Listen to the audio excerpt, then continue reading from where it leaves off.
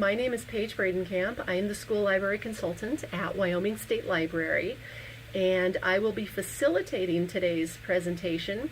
You will be hearing from Jennison Lucas talking about the new AASL standards. She is the elementary librarian at Park County School District Number 1. She is one of the AASL affiliates for Wyoming, and she is also the newly minted chair of the Standards Implementation Committee, and we are very honored to have her here in Wyoming and have her here doing these presentations. As I say these presentations, I'm reminded about the first two. Yes, this is number 2, but Jennison has been with us to do an overview of the standards. She has done standards digging into Inquire, and she will continue through the rest of the shared foundations. So we're glad to have you around with us these next few months, and I will turn it over to you, Jennison. Thank you, Paige. Yes. Yep, in this past month I have been appointed to be the chair of the AASL Standards Implementation Committee. But as such, I would like to point out that all of the work or all of the information that I'm going to present here is my interpretations of the standards. They're not necessarily officially the AASL take on them. So that this is basically my looking at the standards and my attempt to share what I understand. Obviously, I do not have all of the answers. Some of these are going to be just hopefully ways to start your thoughts on how to interpret the standards and use them. Our outline of the learning targets for today are to do a brief introductory review to all of the standards and the terminology of the standards, just in case this is your first foray into looking at them. Then we're going to take a closer look at the include standards for learners from that shared foundation. And then we'll look across all of the frameworks to the librarian competencies and to the library alignments for at least one of the standards, because the AASL still has that as proprietary information. Okay, so first of all, accessing the standards. How do we get our hands on them? There is the amazing book of standards, which I am still working my way through. There's a lot of great information in here about how to understand the standards, how to work with them, what they might look like, how to share them with other people. So it's well worth the price, even though it is a bit of a hefty price. If you're an AASL member, it's $99. If you're not, I think it's $199 through the ALA store. There's also an app. The price for the app just went up to $19.99, but it includes a learner standards framework, the librarian standards framework, and the library alignments. And there's a lot of other cool stuff in the app as well, not as much as in the book, but it'll definitely be a starting point. And then, of course, going to the standards.aasl.org to take a look at the learner frameworks are published there and you're able to download them at no cost. And then there's a lot of information. They've been adding even more things that we can use to share those foundations with our colleagues, with our administrators. There's a lot of amazing stuff on the standards portal. And again, that's standards.aasl.org. Okay. So some terminology as we go through. Learners are anybody who learns within our school system. Our principals are referred to throughout the standards as our lead learners, for instance. And they chose that specifically so that we are not just talking about students and teachers, but that we all are learners. It's a lifelong thing. We do have some common beliefs that are also on the standards portal, addressed in the books, that really are a fundamental layer for looking at what our standards became. The shared foundations, there are 6 shared foundations. These are basically the overview of 6 basic principles of what we want in our standards, followed by key commitments, which are a little bit more in-depth explanation of what those shared foundations are. So our shared foundations are inquire, include, collaborate, curate, explore, and engage. And then each of those has a key commitment to help explain a little bit more what those words mean. Then under each shared foundation, there are the 4 domains of think, create, share, and grow, which work a little bit like a depth of knowledge. They also have a different way of approaching into standards according to what we're ready for working with. The competencies are what we will call the actual standards. And these are competency standards, not outcome standards. So they really are designed to look a little bit different over time, but depending on, say, it looks different in kindergarten than it will as in high school, but all of the standards can be met at each grade level, or at least addressed at each grade level. And then the alignments are where the school library as a program, as an entity, they're not really using the word program because that tends to mean something specific for principals and things, but the school library and everything that it offers have alignments as well. Okay. So these are our shared foundations and key commitments. Last webinar we talked about inquire, so today we're moving on to include, just moving across the screen. So our standard today is, or our key commitment for today is to, let me go back a page, to demonstrate an understanding of and commitment to inclusiveness and respect for the diversity in the learning community. So here's our domains of think, create, share, grow, with an image that shows how all of those are within the circle of all of the shared foundations. So it all works together, and it's circular and cyclical so that you can come and go in between all of them. Okay, so now let's take a deeper look at include. Include shared foundations. Key commitment is to demonstrate an understanding of and commitment to inclusiveness and respect for diversity in the learning community. This is a big one, I think. It's really important. And this is one, I'll be honest, I struggle with a little bit because it's hard to try to figure out how to fit everybody in your class and all of their different stories and all of their different experiences and all of their different learning levels and learning styles into the activity that I can do in a half an hour class. And then also when we branch out into what that means for providing in the learning environment, it can be pretty daunting to try to make sure that we include everybody. And yet this is also one of my foundational beliefs, is that the library is the place to include every single person, and everybody should be able to find something here for them. So looking at our standards, our competency standards for include, this is the overarching look at all of them.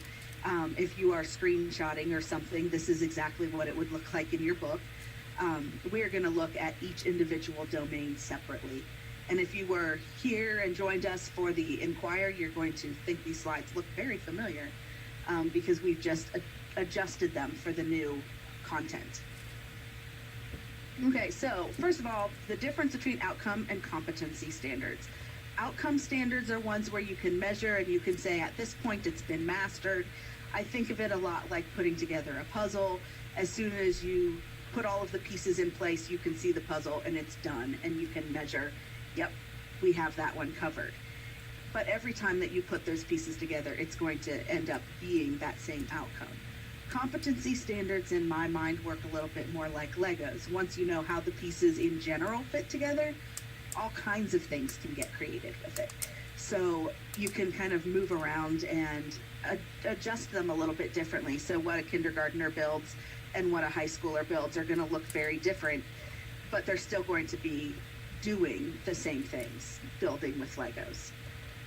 All right, so let's take a look at think. Include think. And our competencies are these. Learners contribute to a balanced perspective when participating in a learning community by articulating an awareness of the contributions of a range of learners, by adopting a discerning stance toward points of view and opinions expressed in information resources and learning products, and describing their understanding of cultural relevancy and placement within the global learning community. Deconstructing this standard, and for those of you not familiar with deconstruction, this is taking a look at each individual standard and thinking about what skills might be underneath that, or what would my students need to know in order to work on that particular standard. And so if we look at just this first one of articulating an awareness of the contribution of a range of learners, then we get that they would need to know, our learners would need to know that all learners can and should contribute, not just the person who raises their hand, not just the person who always seems to know the answer, but everybody. We also need to acknowledge that everyone has a perspective, every single person has an opinion, a way of looking at things, and that should be respected as a part of this. And that we probably need to know some strategies to include to make sure that we hear from everybody at our table, because we all have been in a group where one person dominates the conversation, a little like I am right now, possibly. But being able to know how to pass a talking stick, or making sure that everybody is timed in their amount of time that they get to speak so that everybody is heard from. Then going on to our second, that adopting a discerning stance, you may need to recognize that all sources have a point of view. There's a bias in everything because everything is written by somebody and everyone has a point of view. And that will possibly come out in the research and as you're talking to other people. We also need to recognize the differences between facts and opinions. I was working with a girl today who was taking notes that something was the best, and we were talking about, well, is the best an opinion or is that a fact? So what is the fact that you're trying to find in that sentence? So being able to see those two things differently. And then recognizing the need to seek out multiple opinions or points of view, sorry about that. And that just because you have an opinion and your friend have an opinion doesn't mean that there's not a third opinion out there, that everybody at your table might have a different opinion on something, and that it's okay to hear all of them, but we also want to be trying to look to back them up with some evidence, perhaps. And then describing their understanding of cultural relevancy, recognizing that events take place during specific times and places, and that sometimes what happens in what we see that happened is tied to that specific cultural spot in history. And then to be able to contextualize events, to be able to say, well, this is what people were thinking then, and this is how it has changed from then to now. This is why my opinion has changed, will be a little bit of where that's headed. So thinking through those things. Then taking a look at what, let's see if I can get my slide to move here. There we go. Looking at what include think looks like. This is going to be, what does it look like for our kindergartners? And I've picked kindergarten, 5th grade, 8th grade, and 10th grade as a span of where students are at different learning points in their lives. So in kindergarten, this include think might be activities like getting input from 3 classmates, and maybe 3 different classmates from the last activity, perhaps, or the way that we as a teachers group our kids. Being able to say what a partner thinks instead of what I think, and be able to say, oh, well, this is Joey and his favorite ice cream is chocolate. Mine isn't, but his is, and recognize that those are different. Look at facts versus opinions. See if we can identify what is a fact, what is an opinion. And maybe even recognizing points of view in a story. So who is actually telling the story? Is that coming from their point of view? Is it one of the 3 pigs who's telling us the story? Is it a different narrator? By 5th grade, that's going to get a little bit more in depth. We should be able to get input from a variety of sources or classmates. Maybe it's not just 3. Maybe we're going to gather it from everybody. Share multiple perspectives. Make sure that you can say, so-and-so thinks this, so-and-so thinks this, so-and-so thinks this. Identifying opinions and points of view in reading material. This is the story of the 3 little pigs. This is the true story according to a wolf. So that we can, and actually looking at that, those differing things and seeing if it changes our opinion of the characters or the story.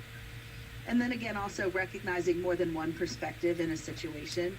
The book, Because of Mr. Terupt, is a great way of looking at and bringing in an idea of more than one perspective, because I think there are 9 different students who are telling that particular story, and it goes back and forth and tells them about how they see the whole situation a little bit differently. And that not everybody, it wasn't a right or wrong, it was just a different way of looking at it. By 8th grade, seeking out multiple points of view so that it's more active than just oh, my teacher says I'm going to get this input. It's that, wait, I should be starting to look for different points of view. Identifying when a source is using one perspective and seek out others. And I start with that in 5th grade with my kiddos. But I think they should be able to do it by 8th. Describe how characters and participants arrive at a specific point of view. So why does this character in this story, for instance, think this way? Looking back and seeing what is the evidence that they're using to make up this particular experience. In 10th grade, this might be encouraging contributions of multiple perspectives in team assignments, that maybe they're going to want to present more than one opinion or more than one solution based on what other people in their group are thinking. And then including multiple points of view when suggesting that compromised solution, that it should be starting to move a little bit more past that, oh, yep, there are different opinions, to, oh, here are these opinions, and we're looking for them specifically. Okay, then moving on to the domain of create. Again, we have 3 competencies. Learners adjust their awareness of the global learning community by interacting with learners who reflect a range of perspectives, evaluating a variety of perspectives during learning activities, representing diverse perspectives during learning activities. And this one kind of stuck me a little bit while I was thinking about it, because I was trying to see how that might be different in some ways from think. But the deconstruction that I came up with were that, first of all, we're going to recognize that classmates have different opinions. We're going to seek out learners with different backgrounds, maybe somebody who is on a different ball team or somebody who's just moved in from out of state. I want that person on my team. Actively include diverse learners. Make sure that you're not just grouping up with your friends, but that you're trying to find, I want somebody who doesn't usually talk. I want somebody who gets pulled out for interventions, and I want their opinion of this, to include all of those people. Recognize that there might be more than one side. So this goes with that evaluating a variety of perspectives, more than one side to a story. Consider how different sources might report the same event.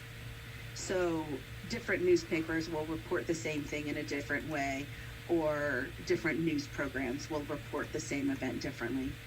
And then representing diverse perspectives during learning activities, including a variety of perspectives from sources or classmates when reporting, and showing respect for different perspectives.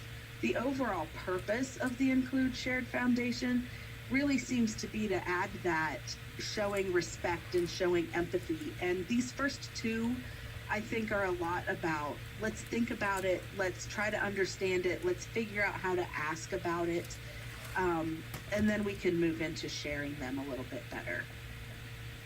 So what the Include Create might look like across grade levels. In kindergarten, maybe you have to go find someone with a different opinion from you about whatever it is. And you might have to talk to a lot of people in your class before you find someone that is different. Share different versions of a story. So a different version of the 3 Little Pigs, for instance, that we've mentioned before, or let's try to look at this story from a different point of view. We can talk about fishing with the fishermen and talk about fishing with the fish, and how are those 2 perspectives different. This could also include role play scenarios. Maybe you don't have a different opinion of something, and you can try to, let's play act it a little bit, and what if you were this, and what do you think you would think? Just to stretch that idea of empathy out a little bit farther. And then maybe even graphing our opinions. I was thinking about this, and well, we're going to gather these opinions, what are we going to do with them? And at the kindergarten level, I imagine that this could be done with just, let's thinking about perspectives, ice cream flavors, what kind of candy we liked at Halloween or something like that, and graph it out so that we have a visual representation that we're all different. And it's okay, because it's okay to like different things. And then in 5th grade, we can move up to reporting on the opinion of others and sharing that. It's a little bit different than just sharing mine. Investigating different sides of an event. And this one came up specifically for me because I have a chance right now to do a little bit of co-teaching, which I hardly get to do, so I'm very excited. with a fifth grade teacher who is going to do a mock trial of the Boston Massacre in her class. So they're learning about both sides of the event, and they have to figure out how to represent and share information on both sides. And it's really exciting to see. So again, of exploring those different versions of an event or a story, we also talked about the Boston Tea Party a little bit and found that it was a little hard for us to find the British side of that particular story, especially in a way that's accessible to our fifth graders here in Wyoming. But trying to say, oh, hey, what was that? What would that have looked like from their perspective? And again, role playing and mock trials seem to be a great way to be able to accomplish that. And then, of course, graphing opinions again. By eighth grade, we should be reporting on multiple perspectives, not just making sure that we say, oh, this is what I think, but this is also what other people think. Intentional grouping of diverse opinions to solve a problem. That might be a little bit more on the teacher side, to make sure that we are choosing to put people together in a way that's going to make them facilitate that discussion a little bit better about, wait, let's make sure we hear everybody's sides. Again, mock trials, role play scenarios would work really well. Of course, in eighth grade, I would be wanting to add in a lot more, well, maybe even in fifth, some technology parts of that maybe they have to present it in a video format or something to make it a little bit more engaging.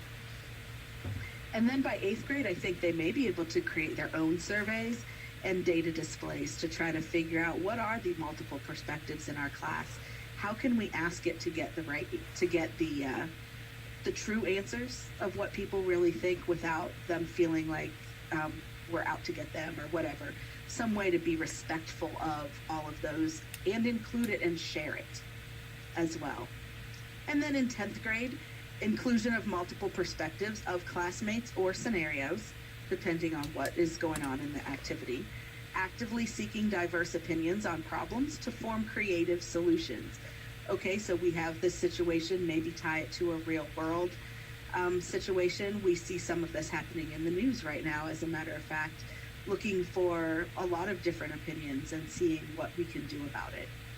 And then maybe even engaging by this point in polite debate and rebuttal, following actual rules of debate, exploring the idea of Robert's Rules of Order, perhaps, and the best way to make sure that everybody is heard and that we can do it in a polite way without name calling, without making anybody feel bad, but making sure that everybody is heard before we make our final decisions.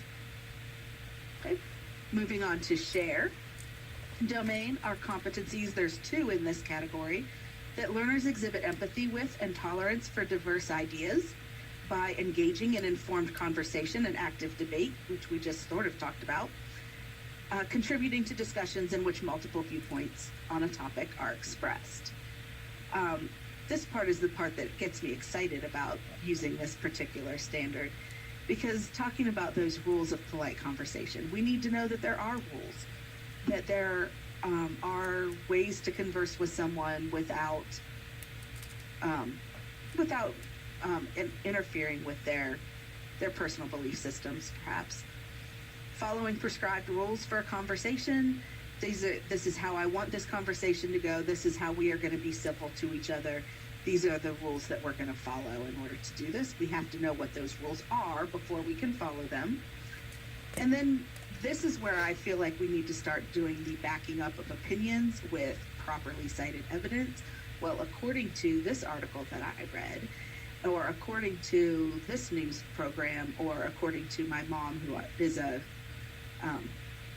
who knows about this from whatever, but saying where we got our information, properly citing our evidence. And then the ability to listen carefully to divergent perspectives instead of just passive listening where you may or may not really be hearing what is being said, but being able to actively listen and being able to maybe jot down questions, continue that conversation and say, well, tell me more about this because I'm not quite understanding, or can you share a little bit more, and try to learn how to do that particular type of conversation. And then in our contributing to discussions, we need to be able to form an opinion based on a topic based in evidence. So not just, well, I just feel it in my gut. I just know it in my brain. I can't tell you the number of times my kids tell me that. My 4-year-old reminds me all the time that he knows all things already. So, but try to make that based in evidence. Well, from everything I've read, this is what I'm leaning toward because of whatever reasons. Inviting input from a variety of participants. Oh, we haven't heard from you yet. What do you think? Or have you read a different article that might shed light on this topic? Or what else can we find and share with that information? Making sure again to allow all others the chance to speak, actively using a talking stick or some other way of sharing the floor as we have our conversations, to make sure that everybody gets to hear. Because there are a lot of times that we hear from the people who are the loudest, or we hear from the people that we think are the smartest, and then we don't hear from the person who has experience with that because they're quiet, or they don't often jump right into that conversation. And then again, that ability to listen carefully to divergent perspectives with the ear to maybe I can learn something else, as opposed to let me just let them have their chance to speak until it's my turn to talk again, and then I'll convince them what's right, and allow them to have that ability to learn and to listen is part of all of that. Across the grade levels, share is going to look like, in kindergarten, a chance to practice thinking before speaking, and instill some wait time, perhaps, before we say everything, and then wait to see until someone is ready to speak. And I say that at kindergarten because I think it's going to be very important to get our students used to that idea. Being able to use evidence in conversation. At the kindergarten level, this is probably going to look a lot like, well, my mom told me that, or I read in a book that, and being able to say, oh, that's where I got my information, and go back to, I didn't just make it up, this is where I read it. Make sure that everyone gets to share. Sharing is such a big thing for our preschool and kindergarten levels. That idea of it always being my turn, I think show and tell is really good for this. Being able to make sure that everybody's opinions get to be heard. And then asking relevant questions to continue a conversation, which is actually part of the speaking and listening standards in the Common Core. But asking that relevant question. You say you have a dog. Oh, well, what is your dog's name? Or what kind of a dog is it? Or how big is it? Instead of, well, I have a cat, or I have a gerbil. Continue that question, and then it'll be your turn eventually to talk about your cat and your gerbil, and that's the expectation that eventually that conversation will become, well, do you have a pet? And then we can share. By 5th grade, we should be preparing statements and questions on a topic. So if we know that we're going to be talking about this, what are some things we might want to find out? What are some things that we already know that we could share and add to this conversation? And I put both of them in there because I think we do a lot of preparing our students with statements and not as many with questions. Like, what do you want to know about this topic? And being able to use that evidence in a conversation, again, the same thing that we had been talking about, actively listening to multiple viewpoints, which may be jotting down a question that you can add to it, saying, what else could you tell me about this? Or I read something that said something different, so where was your source again? And let's continue this conversation because I'm interested in what you have to say. And then researching multiple perspectives. Let's look at it from more than one point of view. Let's see what other people have to say about it, other than just what I've always been told, or this book says this and now I'm done. By 8th grade, we should be understanding rules of formal debate and conversation, or at least understanding that there are rules of formal debate and conversation, maybe even the difference between formal and informal conversations, where we may be talking differently to our teachers or to our business leader than we would to our buddies when we're hanging out at the end of the day. Showing respect for others' opinions and views, which really probably should have started in kindergarten as I'm looking at it now, that we want to make sure that everybody's opinions are heard and valued, and that we don't leave somebody out of the conversation because of them being quiet, because of them being a student with special needs, because of them not having been there the week before or whatever reason that might be. Actively listening to multiple viewpoints again, listening to learn new information with a goal of that maybe this person is going to tell me something I don't already know. And again, researching multiple perspectives. By 10th grade, that research of evidence to support opinions that differ from my own. So maybe this is a chance to say, oh, I'm going to argue the other side of this perspective. I already think this about this topic, so I'm going to research the other side and see what they really think about that. Participating in formal debate and or sharing of perspectives with an authentic audience. So either being in a speech and debate kind of situation, or even let me gather my information because I want to share this with our school board, or I want to present this to the principal or to the parent group and ask them to help support this. I'm going to make sure that I know what I'm asking for and what my proposed solution is, but they also then have to be prepared to explain any questions that somebody have, or if someone has a different viewpoint, to be able to say, yes, well, we thought about that and we think that this might be the best solution. But you can't think about that. You can't include that if you don't think about it, I guess is the way to say that. And then, of course, actively listening to opposing viewpoints, making sure that we're hearing and listening and not just letting that person talk until it is our turn again.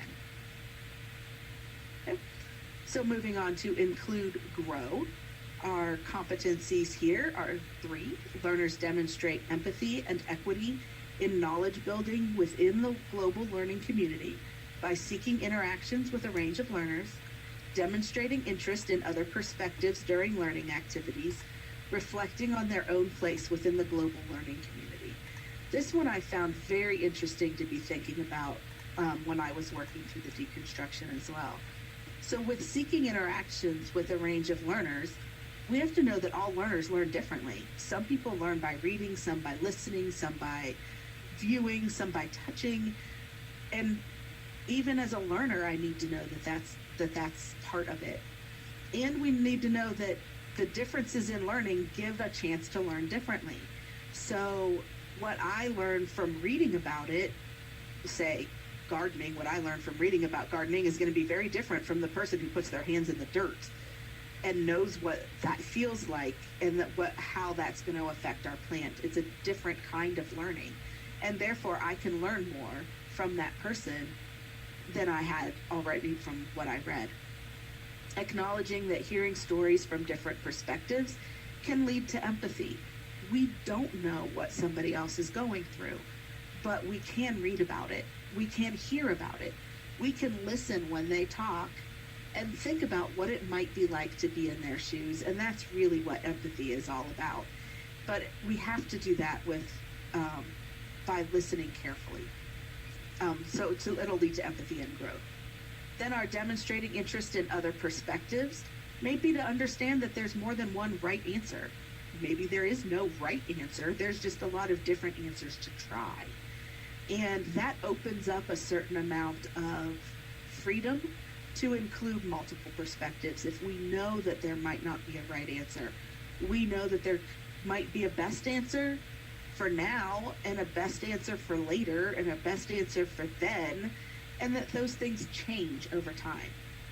So we should seek other perspectives and experiences. Being active in that, we have to know how to do that, how to find out those things. Maybe we wanted to see how we could help include some of our special needs friends in an activity. We need to go and find out their perspectives because we want to include them in basketball and they want to play Frisbee. It would be nice to know that before we try to solve that problem. And then with reflecting on their own place within the global learning community, I was thinking about this in the way of identifying what experiences influence our own perspectives. So what is it that makes me think the way that I think? Why do I hold this particular belief? And So what informs me on that? Because that way I can look at somebody else and wonder, what is informing them of their perspective? They don't agree with me. They think it different. They think of me differently, or think differently from me. What are their experiences? And maybe that's the thing that I need to know to help understand them. Consider what different experiences may change perspectives. If I experienced what they experienced, maybe my opinion would be different. And if they had my background, maybe they would see things differently. We can't change our backgrounds, but maybe looking at that, including and thinking about it from that perspective, we may be able to learn a lot from it, and it will become a much better world as a result. So across our grade levels, grow may look in kindergarten like changing our partners during activities. And that might be teacher facilitated. It might be find somebody you haven't worked with yet. Sit with somebody that you haven't sat with today. And you're going to change our partners for reading or for doing activities. Active listening during sharing times. Be prepared to get called on to ask a question. Be prepared to add something to the conversation and make it match the conversation. And then even in kindergarten, starting that, thinking about how we know what we know. I ask my 4.5-year-old all the time, how did you know that? And he says, I remember all things. And we're still trying to get him to say, well, how do you know? Like, did you read this in a story? Did you hear it from someone at daycare, at preschool? Because we're curious to know where this new word came from that you're using. And he has a great vocabulary. He may have learned it from us. We don't know. In 5th grade, choosing different people to work with, not just friends. And in 5th grade, they should be able to start thinking through that maybe working with my friend is not the best way for me to get things done or the best way for me to learn. Asking questions like, well, what about this? Imagining another side of the story. So maybe you read a story and then have to do the imagining, and just trying to actively stretch that empathy and that imagination of, okay, but what if this happened? Considering how opinions and ideas are formed. So taking that, how do I know what I know, to how do I decide what I know? How am I going to decide that this is what I actually think about this topic? By 8th grade, we should be considering ways to include a variety of learners in an activity or project, and being able to talk about those different things. Actively seek different ideas for consideration, so that we're actively looking for, I don't have enough ideas yet. Let me see what else I can find. Choosing to see ways to improve the learning environment. So maybe let's look around and say, I really wish that we had a chance to talk more in here. So maybe I can figure out a way to rearrange the seats, or I want to make sure that I can hear what everybody is saying at my table. So let's see how we can maybe even rearrange that. In 10th grade, we're learning, including others in our learning experiences, maybe even looking at, I'm going to learn more if that person sits next to me. Or I think that kid really likes the stuff that I'm learning about. Maybe I can include him in what we're learning, and we can do this project together, because I overheard him saying that he likes World War II and I like World War II. Let's do a project together. Seeking out new perspectives, somebody you haven't worked with before, somebody that you know is going to disagree. Consider how involving others has changed personal viewpoints. So then taking this to the next level of, gosh, I never thought of it that way until I talked to that person. So next time, maybe I'll talk to that person again and see what else they have to say. And considering how informed conversations could lead to change.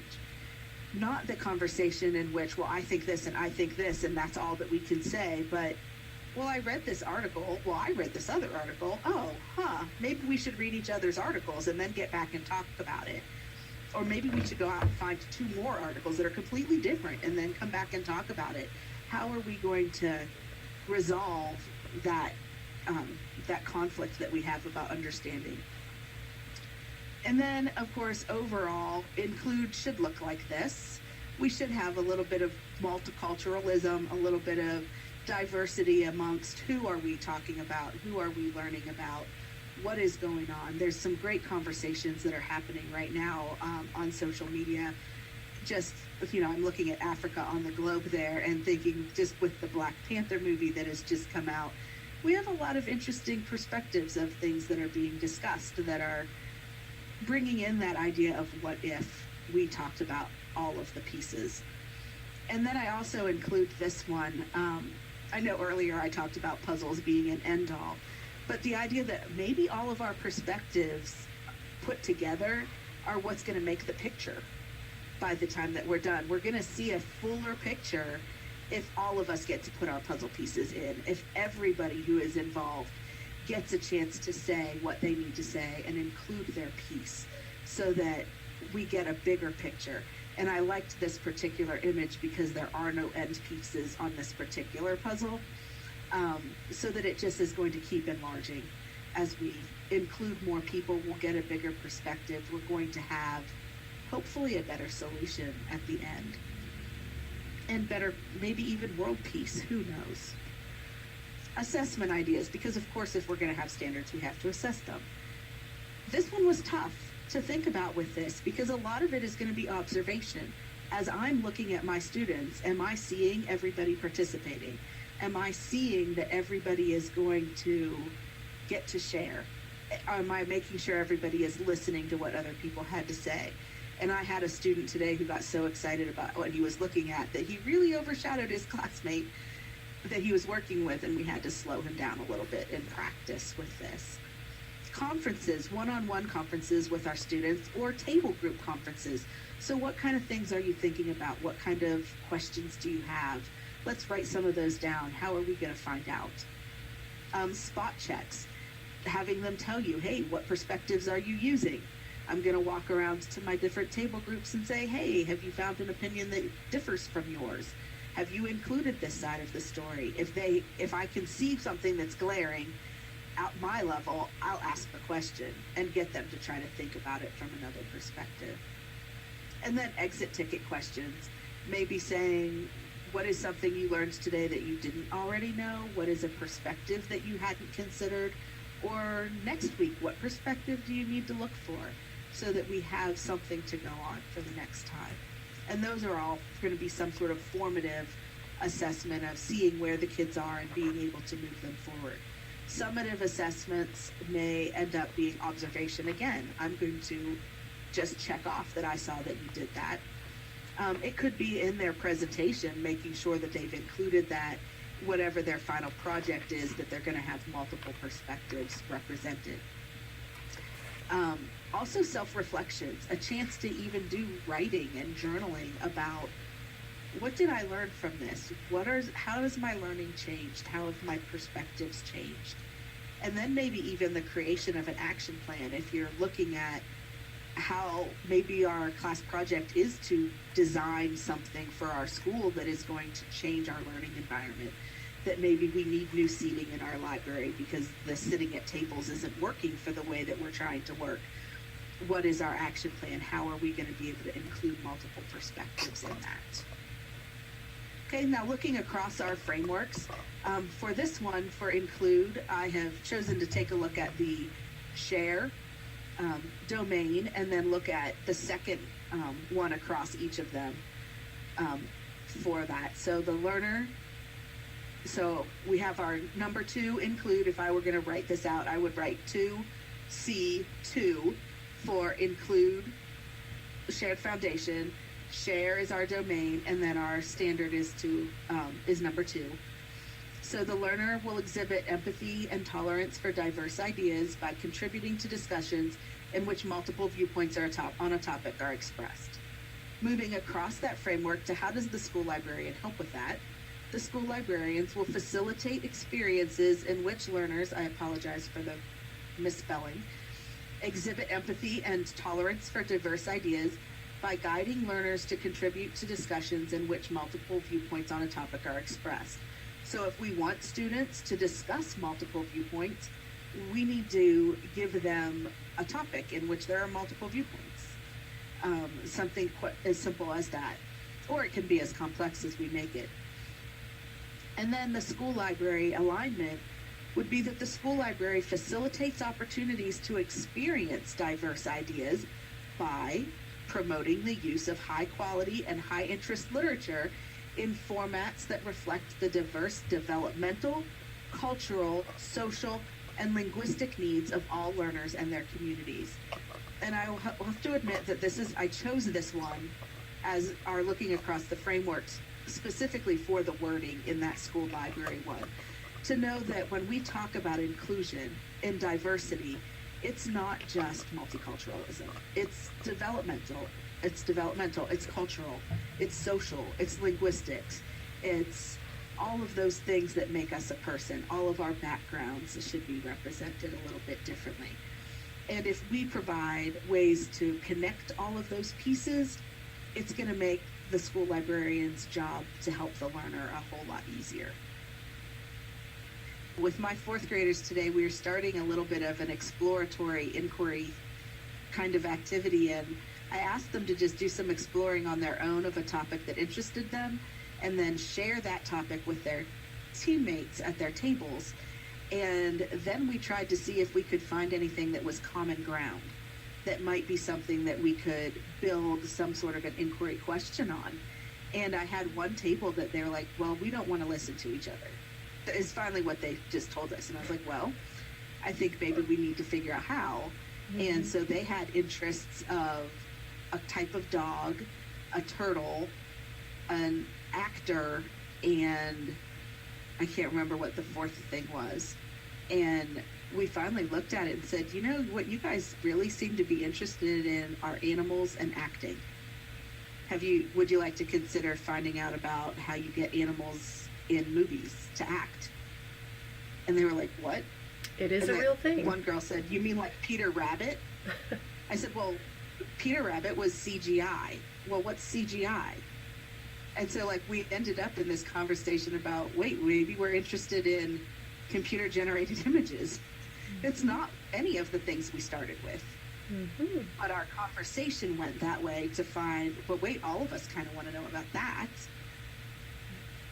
And just making that whole process of, well, if we include everybody's points of view mm-hmm. and everybody's interests, maybe we'll find out that there's something we're all interested in that we didn't even know we were interested in, because we didn't even know what it was. Remember to check out on the standards.aasl.org portal. They do have a calendar of AASL and other affiliate events where they are putting up any webinars or Twitter chats or in-person trainings that are going on around the country. They're gathering that up from AASL proper and from all of the affiliates.